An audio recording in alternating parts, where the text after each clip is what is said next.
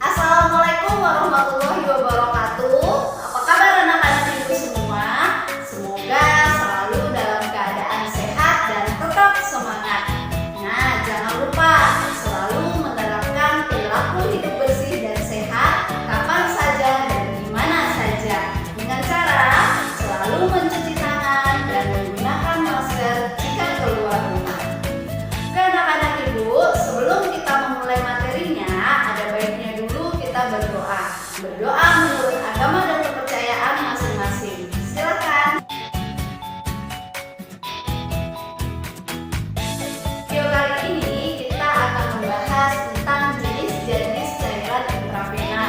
Nah, mungkin anak-anak ibu semua tahu dan mungkin sering melihatnya. Kalau di rumah sakit, pasien sering dipasang infus kan? Nah, jenis cairan infus atau yang kita sebut dengan jenis cairan intravena itu berbeda-beda. Nah, apa sih perbedaannya? Nah, kenapa berbeda? Karena tidak semua pasien mengalami kekurangan cairan yang sama. Nah, cairan yang ada dan elektrolit yang ada di dalam cairan infus itu juga berbeda kandungannya. Nah, berikut penjelasan materinya.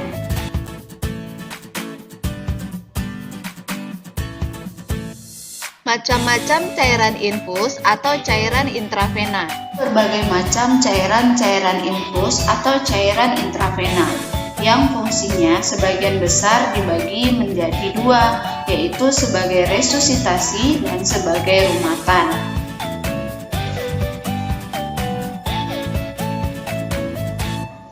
Cairan yang kita gunakan sebagai resusitasi maksudnya adalah untuk mengganti kehilangan cairan tubuh yang dibagi menjadi cairan kristaloid dan koloid. Sedangkan cairan yang sebagai rumatan digunakan untuk elektrolit dan nutrisi dalam menjaga dan memelihara keseimbangan.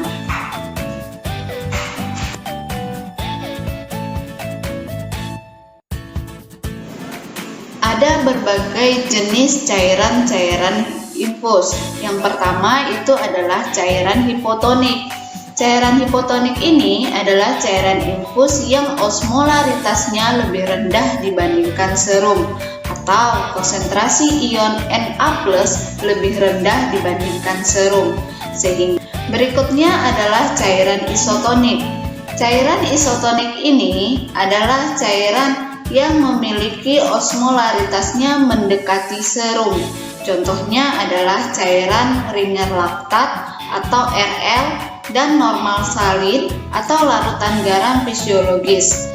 Selanjutnya adalah cairan hipertonik. Pada cairan hipertonik ini osmolaritasnya lebih tinggi dibandingkan serum, sehingga dia akan menarik cairan dan elektrolit dari jaringan dan sel ke dalam pembuluh darah. Selain itu juga contohnya adalah albumin dan produk-produk darah.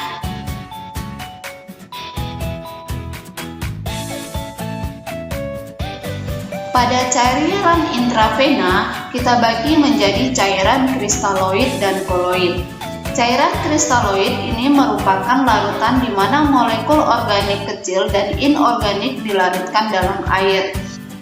Berikutnya adalah cairan koloid. Cairan koloid ini terbagi atas cairan hipoonkotik seperti gelatin, albumin 4% atau 5%, dan hiperonkatik seperti dextran, hidroksetil, dan albumin 20% atau 25%.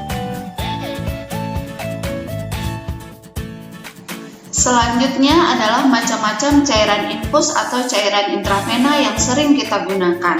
Yang pertama adalah asering. Asering ini adalah cairan infus atau cairan intravena yang indikasinya pada pasien dengan dehidrasi atau shock hipovolemik dan asidosis. Biasanya terjadi pada pasien dengan gastroenteritis akut, pada pasien dengan DHF atau demam berdarah, luka bakar, shock hemoragik, dan dehidrasi berat atau trauma. Jenis cairan yang kedua adalah KN1B. Pada jenis cairan ini, dia sebagai larutan awal bila status elektrolit pasien belum diketahui. Misalnya pada kasus emergensi yang kemungkinan pasien dehidrasi karena asupan oral yang tidak memadai. Kemudian ada lagi KM3A dan KM3B. Jenis cairan ini merupakan larutan rumahan nasional untuk memenuhi kebutuhan harian air dan elektrolit dengan kandungan kalium yang cukup untuk mengganti ekskresi harian pada keadaan asupan oral yang terbatas.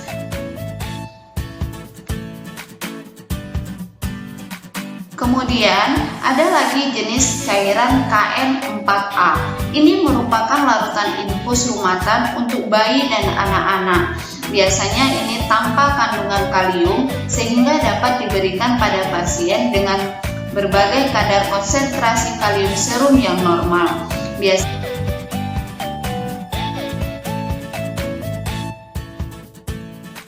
Dengan ringer laktat atau RL.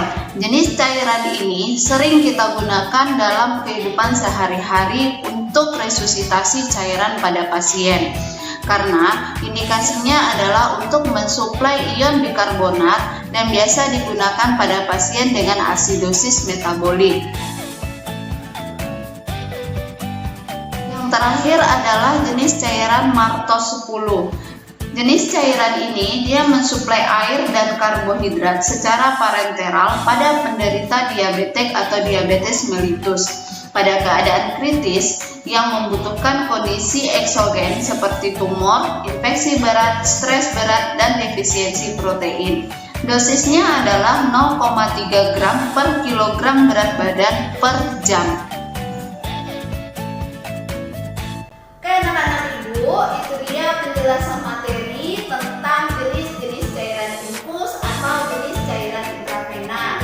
Nah, dari penjelasan tadi dapat kita ambil kesimpulan bahwa tidak semua jenis cairan infus itu sama. Nah, per masing-masing jenis cairan infus itu berbeda komposisi dan zat yang ada di dalamnya. Jadi, dalam memberikan cairan infus kepada pasien untuk membantu rehidrasi pasien harus memperhatikan jenis cairan infusnya. Nah, jadi disimpulkan bahwa setiap jenis pasien bisa saja jenis cairan infusnya pun berbeda-beda, tergantung kepada elektrolit mana yang